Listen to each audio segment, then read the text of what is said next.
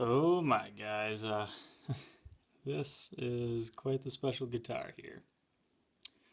Welcome back to Trogly's Guitars. This is probably one of the coolest customs I've ever had. I'm tired of having wine red customs and cherry burst customs. I finally got a cool black one, and this thing is amazing. I got this one in the mail today, and I went crazy giving it everything. It had a beat up case. I gave it a chainsaw case. Best case ever made. Still error correct. And oh my goodness, look at this thing, guys. Whew. Aged to perfection. Naturally. None of this relic crap. Yeah. This is quite the guitar. Let's take a look at the case though a little bit. If you're not familiar with chainsaw cases, these are the most desirable case ever.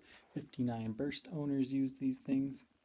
The only issue with this one is you're missing the compartment lid, but that's really a non-issue. They have these plastic latches, which, plastic sounds, bad, but it's good. I love these latches. If they break, you can now get replacements pretty easily, but here we are going 36 years. These latches still have not broke. If you use them properly, they won't. And the best thing about this is the handle is built into the case. You don't have to worry about your case handle falling off and your guitar falling down to its untimely death. That's why I love these things, and it's padded. It's a nice padding there. So I love these cases. I would pay $500 for one if I had no other case to get. But I mean, it's got other scratches and dings, but it's a much better case than that crappy one over there. If you'd rather have that one, I'll gladly give it to you, but I'm giving you an upgrade here.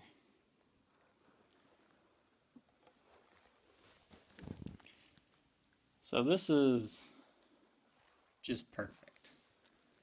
A lot of the 68 reissues, 57 reissues nowadays, they come out with this aged yellow binding. How do you get that? You get that color by playing in bars and smoky environments. Since the finish is black, you can't tell that it's actually yellow. Now, if this were originally a natural custom, it would all be yellowed over, and they're kind of ugly that way. And if you check back in my videos, I think that one was 76 or 77. I actually had one like that, completely yellowed over. But with black guitars, you don't see that on the actual color. You'd only see it on the white binding part. So it gives us this cool, evil look. And this guitar just sounds phenomenal because this is a very early set of Tim Shaw's. They still have the date stamps. They don't have the, I think it's a 6-digit stamp. But they got the brass screws and everything else that says Tim Shaw pickups. Alright, let's take a look here. Obviously, this guy's going to have some player's wear. I went crazy when I got this guitar, and I used Virtuoso polishing and cleaner. And I put on brand new, the expensive strings, elixirs, 10s. Those are about 20 bucks for a set. I went all out on this guitar, so whoever gets to own this one is a really lucky guy. You can see you have a little bit of wear there on the corner of the headstock where the lacquer has worn off a tiny little bit. And you have some light scratches. And you have whatever that is. It does not come off though. But it's just got that perfect golden look. It's not chipping away, it's just beautiful. Ebony fretboard is looking great. I just polished and cleaned it up. Frets do show some wear. It's not as major as you see there. However, I think it's time for a refret. The next time you take this guy in for a fret level and dressing, I think it's time for a refret. I'm saying that because I adjusted the action up and down The way I have it set up now, it's very limited fret buzz, but this bottom E string here, you are getting some fret buzz. I do believe it's because of uneven frets. It's not major. The way I have it is still perfectly playable. And once you throw a distortion on, you really don't hear it even amplified anyways. But I do want you to be aware of that. Be ready to invest $200 to get this thing refretted. The nice thing about the condition of this guy is, since the nibs have kind of already chipped off there, you can see in two areas. It looks like a little bit on the third one there, and up there. You won't even have to worry about the should I keep the nib problem or not. Just take them off. Refret this thing with a larger fret, or just the same frets, just better, and you'll be amazed. One of the best playing guitars I ever had was I believe it was a 1977 Gibson Artisan that had a refret done. That thing just played perfectly and it looked awesome. If you invest in a refret in this guitar, you will have a player for the rest of your life. That said, it doesn't need it right now. It's still perfectly playable. I was just playing it. This thing really screams to me to play Metallica. So I was doing some Day That Never Comes stuff. You've got polishing scratches all over. You have some lacquer wear there on the binding. And some light dings that you can easily see now that the guitar's been polished. I mean, look at it. It's like a mirror. And you have these little dots there. Those are dings into the finish. Then you have arm wear there. Natural wear area. Okay, now let's go into what I did. This is a factory chrome model. Pickups are original, covers are original, tailpiece and bridge are original, tuners are original, and the Les Paul custom logo is original.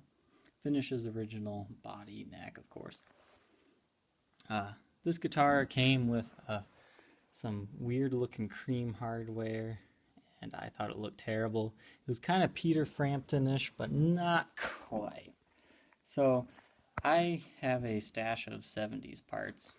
I've been saving these for the right guitar for a while, and this was that guitar, definitely.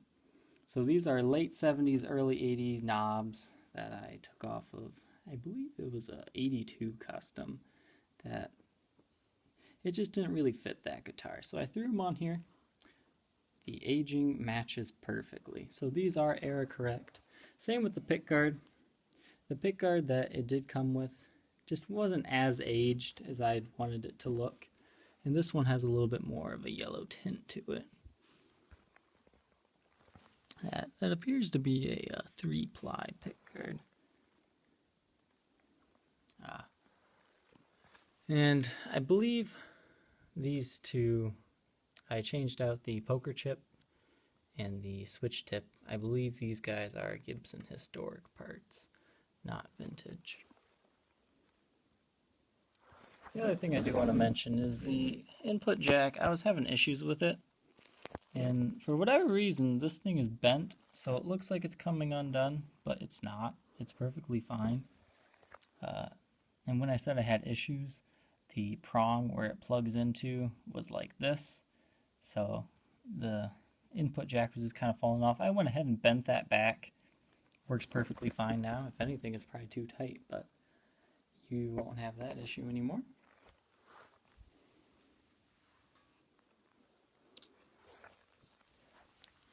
And now the back of the guitar. Obviously this thing's been played. You have your serial number there, 1980 of the 340th day of the year, so very late 1980. You have some wear up there on the headstock. And the Made in USA stamp is there. It's just kind of lightly pressed.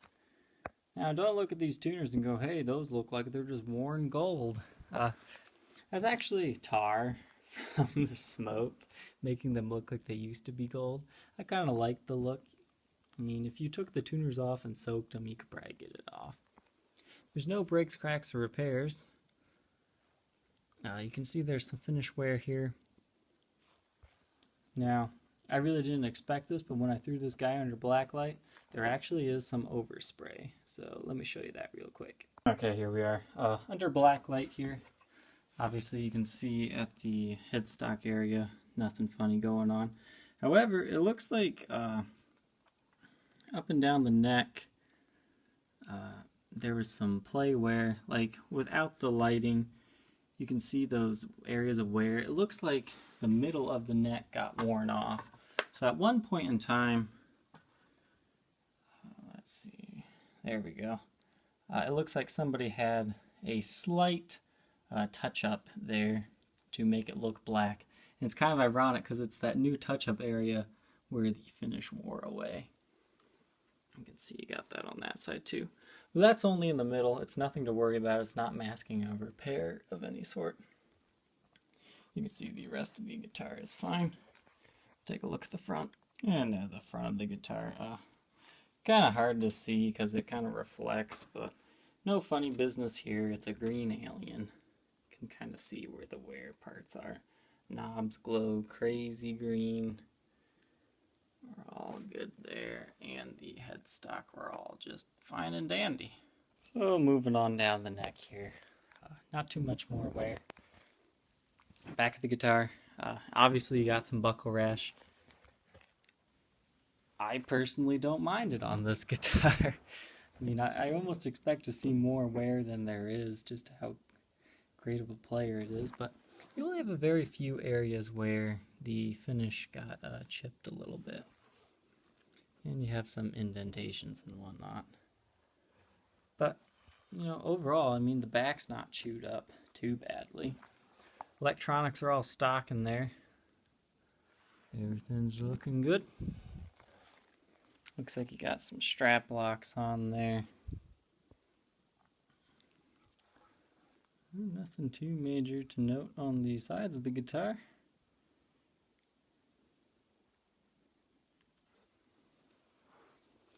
But overall, this is the coolest custom I've had in a good long time. Just look at that thing. So as always, contact me on my Facebook page, facebook.com/Troglys, Troglys. That's where I guess you can shoot me your best offer, and we'll see what we can do for you. Whoever gets this guitar will be very happy. Thank you for watching, and we'll catch you next time. Bye.